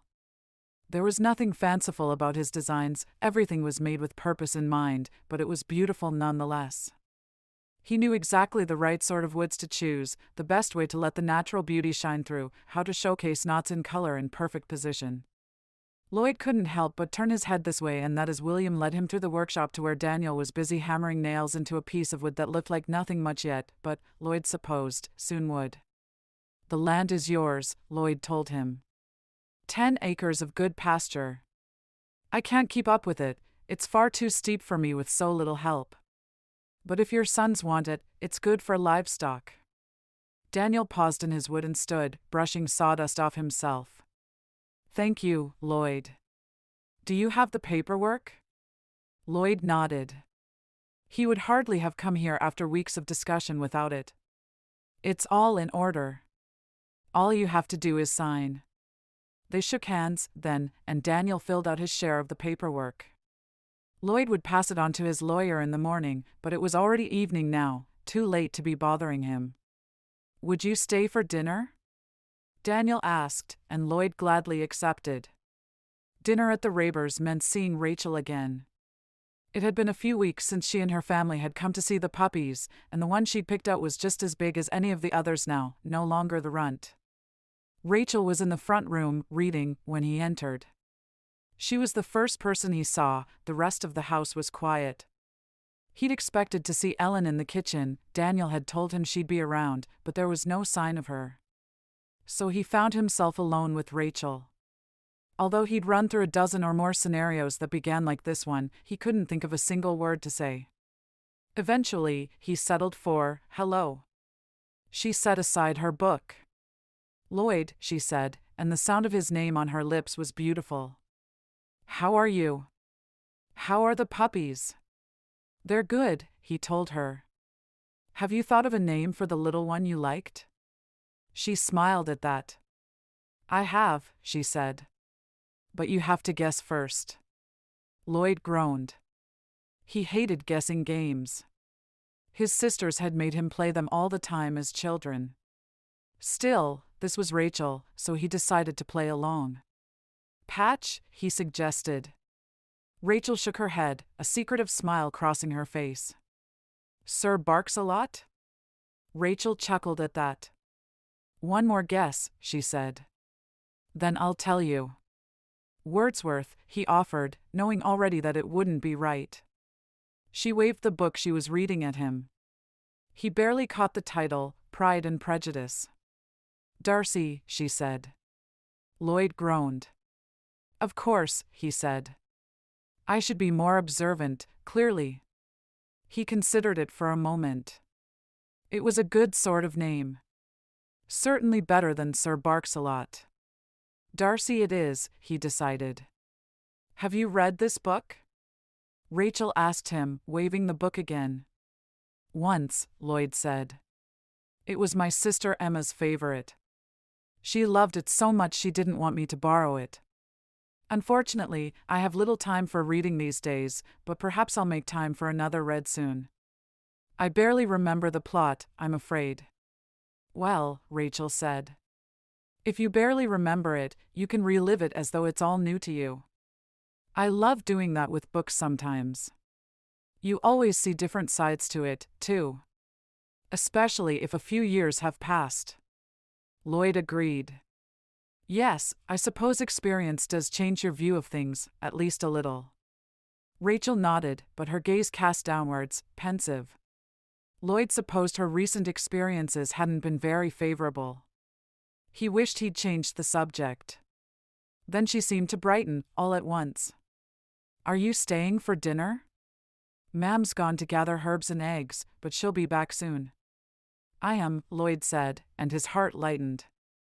She seemed happy that he was going to be staying, and that, at least, gave him hope. Where's your brother Adam today? I haven't seen him. Rachel smirked, a mild thing, but new to Lloyd. Oh, he's out courting Laura Farmer. Apparently, they've become quite close. Although, Adam thinks it's still a secret. Lloyd's eyebrows rose almost to his hairline. Really?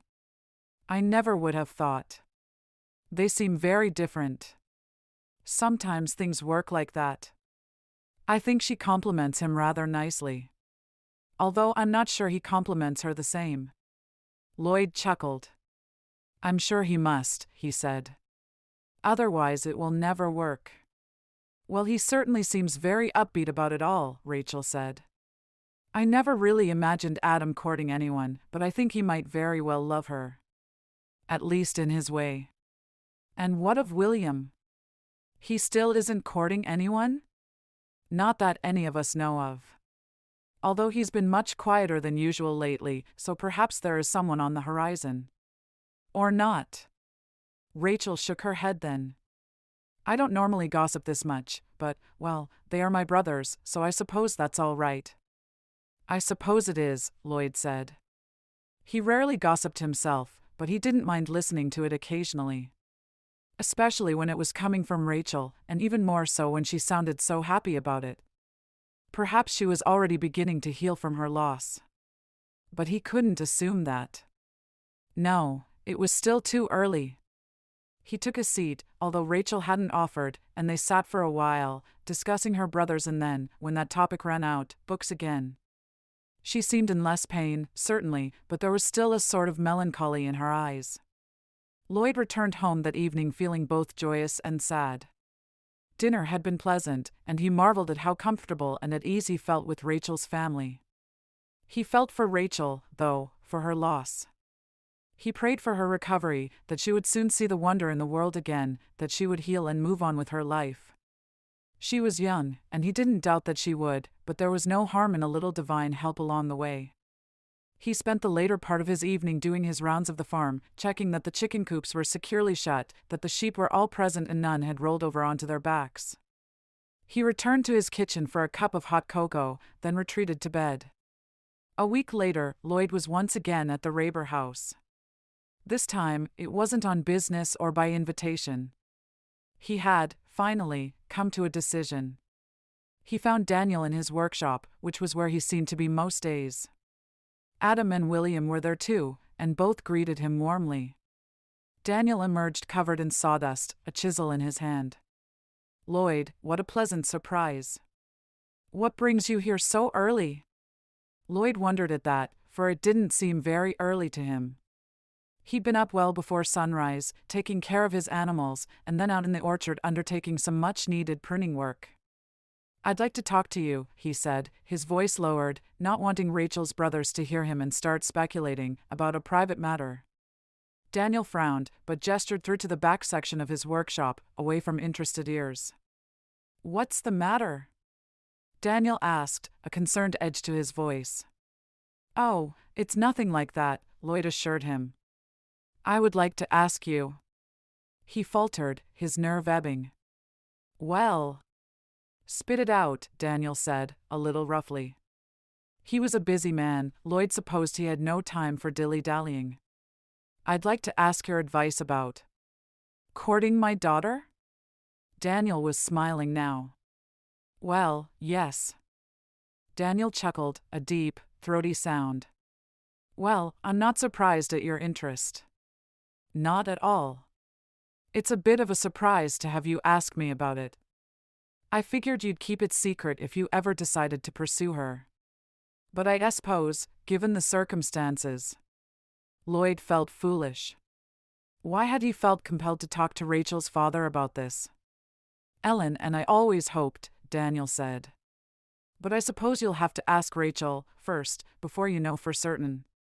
My advice would be to approach her. But you do know that Rachel's not been entirely herself lately, I'm afraid. Lloyd nodded. I know. I plan to approach the matter rather carefully, give her some time to think about it. Daniel nodded. Very wise, he agreed. Now, I'm afraid, Lloyd, that I've a lot of work to do. But we'll catch up later in the week. Lloyd agreed. He would see the Rabers at preaching service that Sunday, if not before. Whether or not he would ask Rachel then, he wasn't sure. He would have to make a plan. Chapter 9. Dear Diary. I wonder whether I should keep this book or burn it on the fire. It's so full of secrets. Anyone who found it would surely be ashamed of me. But perhaps, too, they would feel some sympathy for me. Not that that's at all what I want. No, I want to live life as normal, to be part of the world again. Mason would want that for me, I'm sure. I must make myself useful now and pray to God to give me a chance to do so. With Mason, I felt as though I had some purpose. We were healing, helping animals and owners alike. Of course, Mason did most of that healing.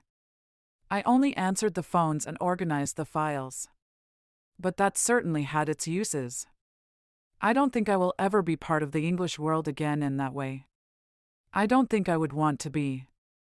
I only stayed, really, for the job and for Mason. Without either, there is no reason for me to be there. I was never really part of it anyway, simply on the fringes. I know Dat, and probably Mam too, though she would never say as much, thought that I was being too influenced by that world, but I don't think now that that was ever true. I love my home, my district, my family. I don't think I would have ever left them, not even for Mason, although I'll admit, and as you already know, I was torn for a while. I will always love Mason, I think. I will always miss him. I can't help that.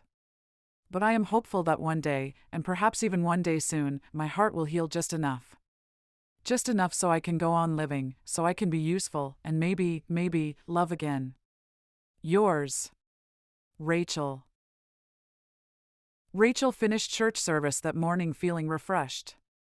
She hadn't felt so good in months, not since Mason. But she didn't want to think about that now. Not when she felt so connected to everything. Mason, she was sure, was with God. She would see him again someday, she supposed. She had to believe that.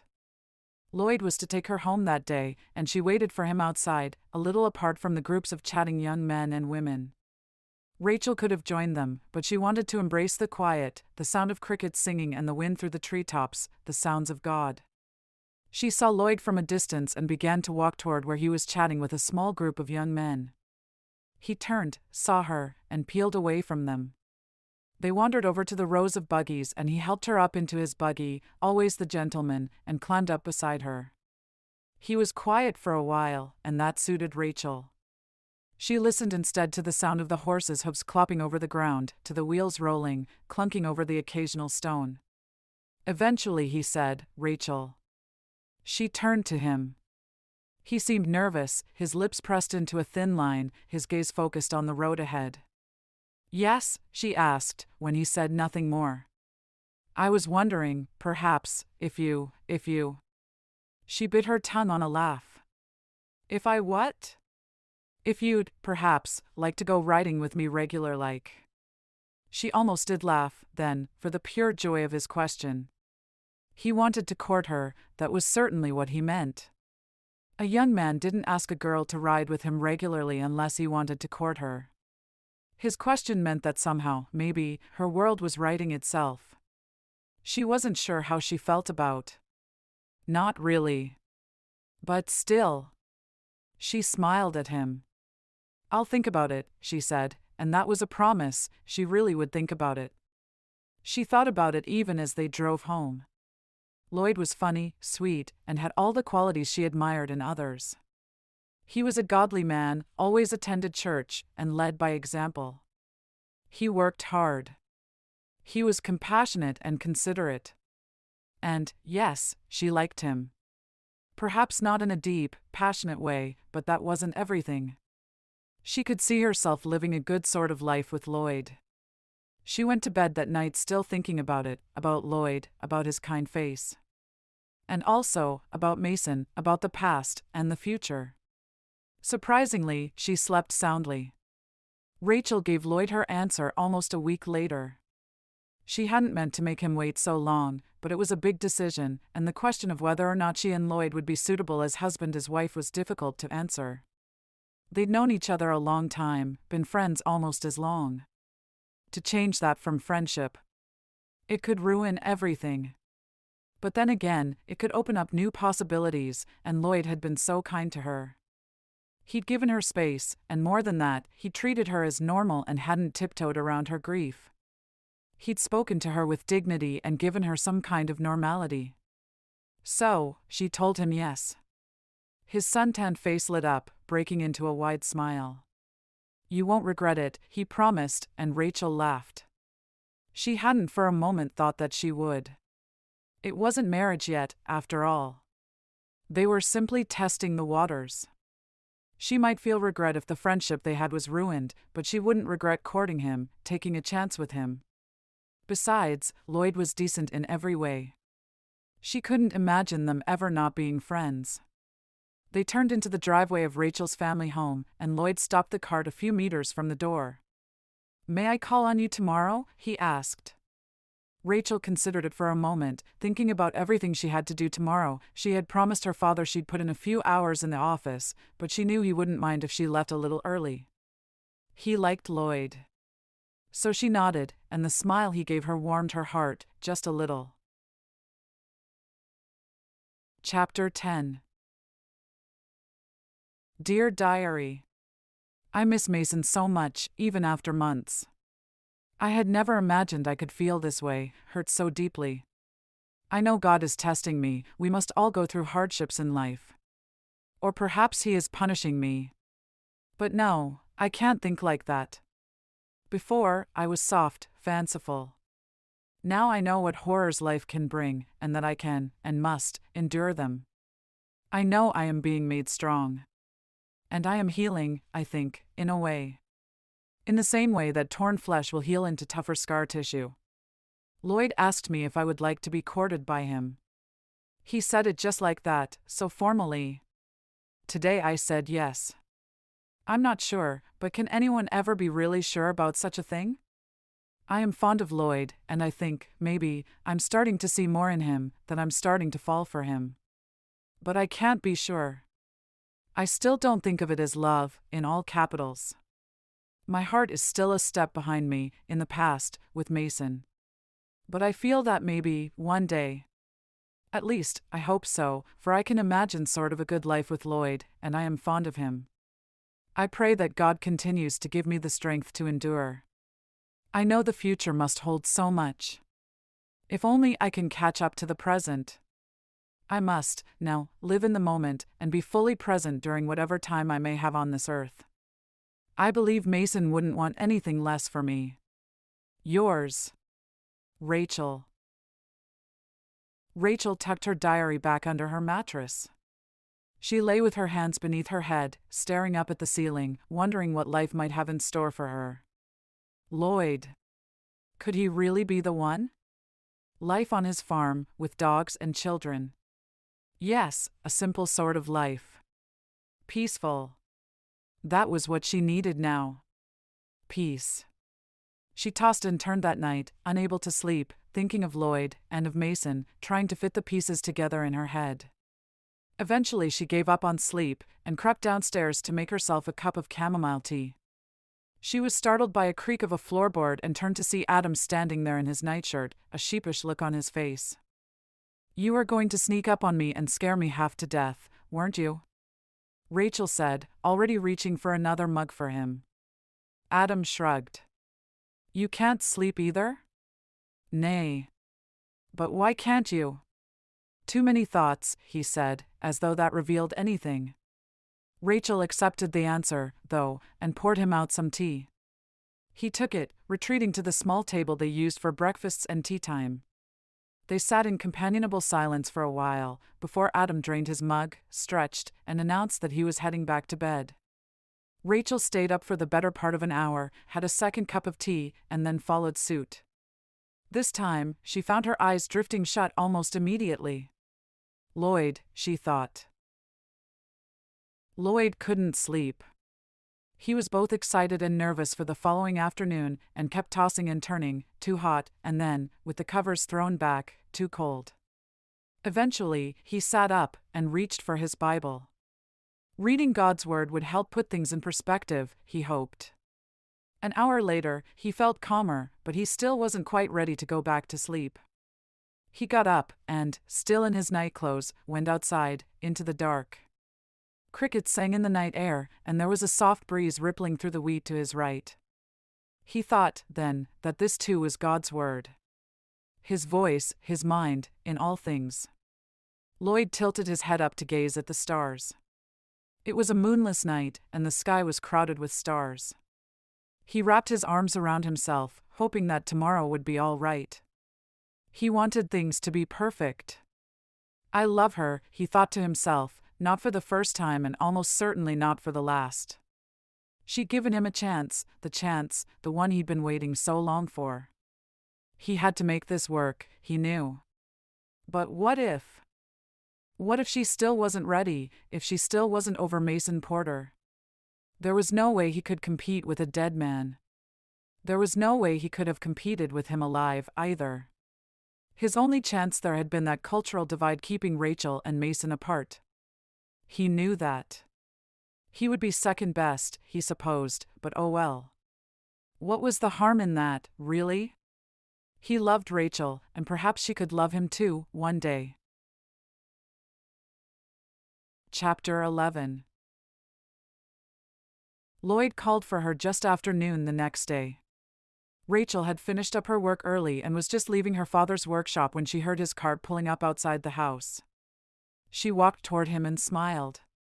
He produced a bunch of wildflowers from behind his back, and she blinked for a moment before taking them. "Thank you," she said, breathing in the floral scent. "A small gesture," he said, waving it away as though it were nothing. She motioned Lloyd to come inside with her. She placed the flowers in a small vase of water on the kitchen windowsill and gestured for Lloyd to take a seat. "Would you like tea?" she asked, but he shook his head.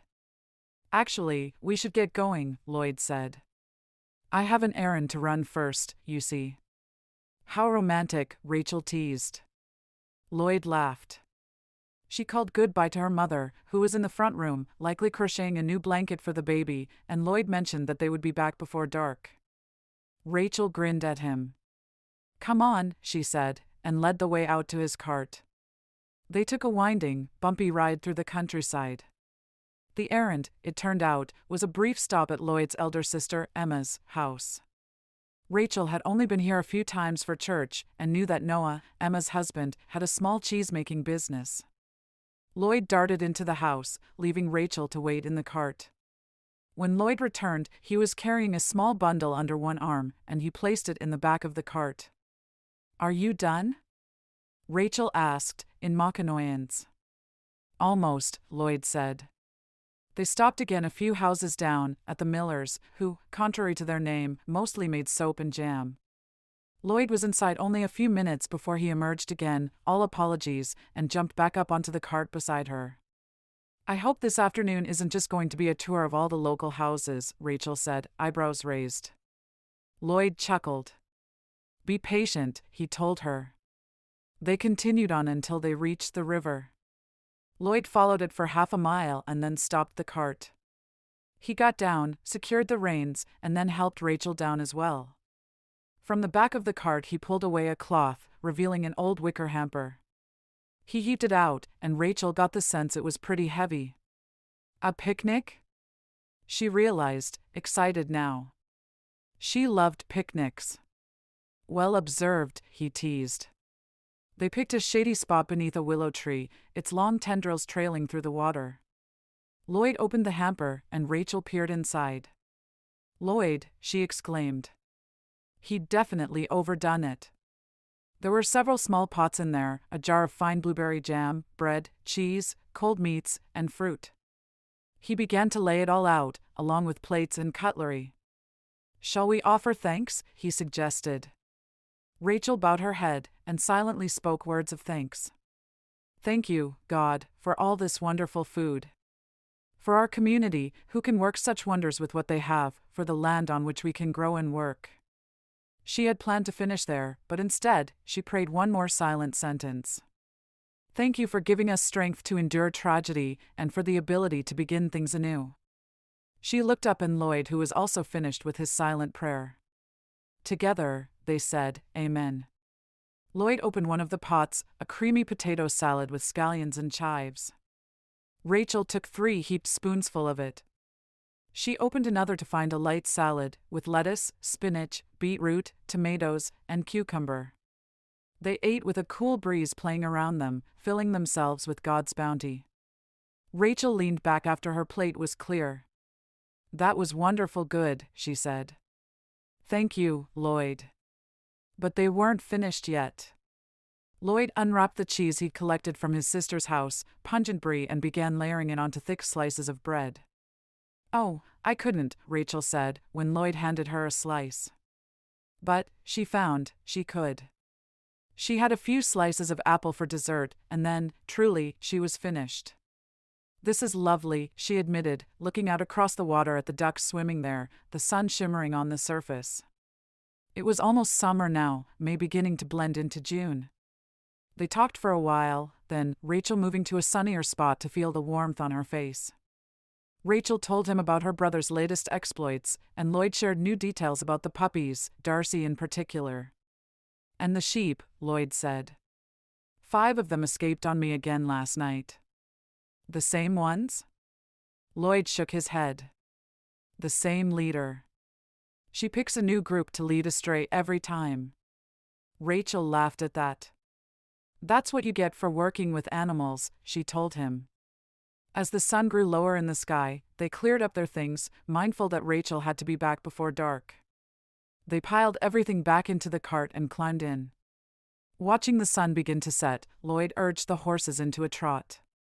Can we make a stop? Rachel asked. He cast her a curious glance but nodded.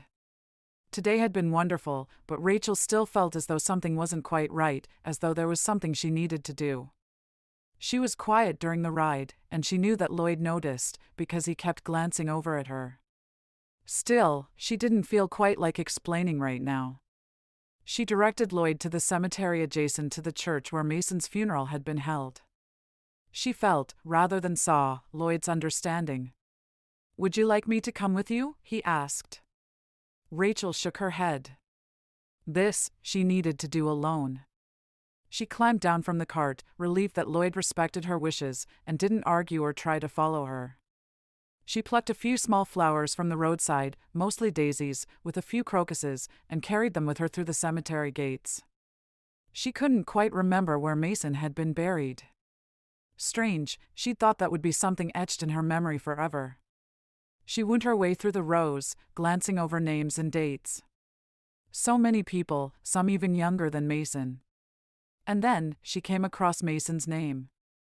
The grave was in a sunny, easterly spot, and buttercups grew up through the grass around it. His headstone was a simple one. The inscription below his name and the dates that bookend his life read Beloved Son and Brother. Go in peace. Rachel knelt down beside it and ran her hands along that inscription. Mason would never be anything more than that, never a husband, never a father. He never would have been her husband, whether he'd lived or not, she realized that now. Still, Rachel knew she had been blessed to have known him. He had touched so many lives, brought so much joy to the world. Brought joy to her. But now, she felt, it was time to move on. She would always love Mason, in a way, and always mourn him. But there was, now, the promise of a bright future. She glanced back toward the gates, where the cart and Lloyd waited beyond. I have to go now, she told Mason. But I'll come back again. I promise. She clasped her hands together, then, and prayed. She prayed for Mason, for healing, not just for herself, but for all Mason's friends and family. They, too, would always be in her thoughts, for she knew their pain. She stood, brushing off her dress, and took a last glance at that inscription, at the mound of earth where the grass was only just beginning to grow again. God keep you, she thought, and walked away. Lloyd dropped Rachel off that evening with a somber expression. Rachel turned to him, not wanting to leave him quite yet. Thank you, she said. He blinked, surprised. For what? For today. For every day these past few months. You've been such a comfort, Lloyd. So understanding. Lloyd reached to her, then, and clasped her hands in his. His palms were work-rough and warm. He smiled, a soft, tender thing. Thank you, he said. For what? Rachel asked, then laughed. Lloyd's eyes crinkled with amusement. For being you. For being in my life. For wanting to support me when Father died. I didn't want help then, but I'm glad I could at least be there for you when you needed it. Thank you for not pushing me away. Rachel wriggled one of her hands free and brushed his cheek with her fingertips. Lloyd's face was smooth, he never seemed to grow any stubble at all. I might have tried, she whispered. But you were so quiet, you didn't give me any reason to. Lloyd chuckled. Most of the time when people say I'm too quiet, they don't mean it as a compliment. Well, I do, Rachel said. So many people just want to talk, to tell you how to go about things, all the things you should do to make yourself feel better. Honestly, I couldn't stand it, Lloyd. Neither could I. That's why I didn't. Rachel, Dad's voice called from the doorway of the house. Rachel turned and waved to him, then turned back to Lloyd. Thank you for today, too, she said. I really enjoyed myself. Good, he said, and then released the hand he was still holding. Rachel mourned the loss of that warmth, but it was time to go. Her parents were waiting. Likely, the evening meal would be going cold. She climbed down from the cart and started across to the house. I'll see you soon, Lloyd called to her, something in his voice making Rachel turn. Rachel said, smiling. Yes, she thought so. Lloyd had given her hope for a new start, a new life, a future. She watched his cart go, and for the first time in a while, she was excited for the days to come. Epilogue. Dearest Diary. It's been a long time since I last wrote. Funny, but I found this book in with my things, although I'd thought I had thrown it out. I married Lloyd last spring, after almost a year of courting. And yes, I'm sure you want to know whether I love him now. I can tell you I do. Love can come about in all sorts of ways, I think. With Lloyd, it took time, but when he asked me to marry him, I said yes right away. I didn't even need to think about it. Things are changing again, very soon. I am surrounded by love. The love of Lloyd, of my family, my community, and of course God's love. This will be my last entry, I'm afraid. Really, I am only filling you in for old time's sake, and because there are so few pages left. It seems wrong to leave them empty, somehow. A small part of me does still love and miss Mason Porter, but it's somehow shrunk in size now, taking up less of me. I'm not sure how I feel about that. Guilty, in a way, as though perhaps it was not true love, as I had thought. But no, there is still something there. I think there will always be something. But I have room for so much more now. I am excited not just for my future, but for my present, too. Yours, Rachel. Rachel sat on the porch, sipping iced tea. The sun was shining. Lloyd was beside her, his knee touching hers. She savored that warmth, that connectivity.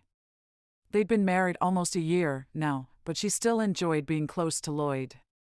She looked out at the stretch of grass before them, where her nephew ran and her niece crawled. Her nieces and nephews by marriage were there, too, running around and playing with sticks. The air around them was full of their laughter.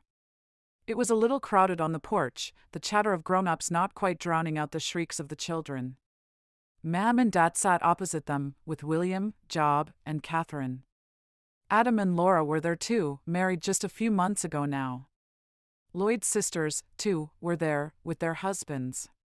Normally, neither Lloyd nor Rachel would enjoy such a gathering, but today was special. Rachel suppressed a broad grin, certain it would give her away. Bess lay at Rachel's feet, chewing on a bone and ignoring the people around him, while Darcy and his sister, Lily, played with the children, who had started throwing the sticks for them. Rachel laughed watching them all. Goodness, but she was happy. Lloyd glanced at her. Was now the time? Nerves fluttered through her, and she set down her glass, wiped her palms on her apron. She cleared her throat. We have something to share, she said.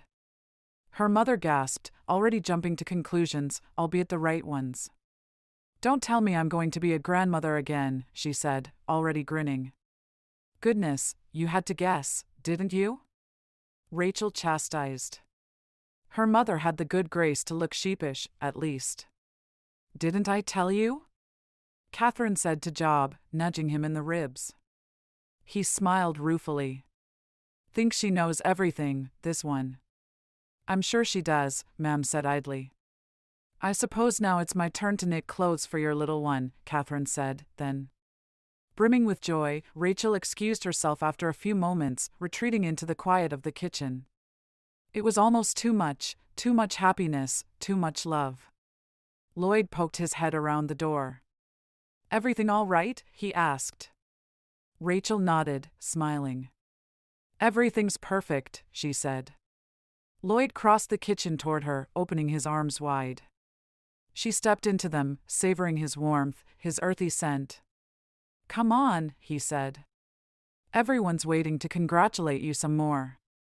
Or I could tell them you've come down with morning sickness and gone to bed. Rachel chuckled. Lloyd was always so thoughtful. I couldn't do that to them, she told him. I suppose not, he said. Then he took in a deep breath. Well then. Come on. He stepped back and offered her his hand instead. She took it, and they walked back out onto the sunny porch together. The end. Thank you for listening to this heartwarming story by Hannah Miller. You can be assured that all her books are clean and wholesome. To find other romances by Hannah Miller, as well as the other authors at Tika House Publishing, visit www.tikahousepublishing.com. Remember to hit like and subscribe, and we will see you in the next Hannah Miller Amish romance.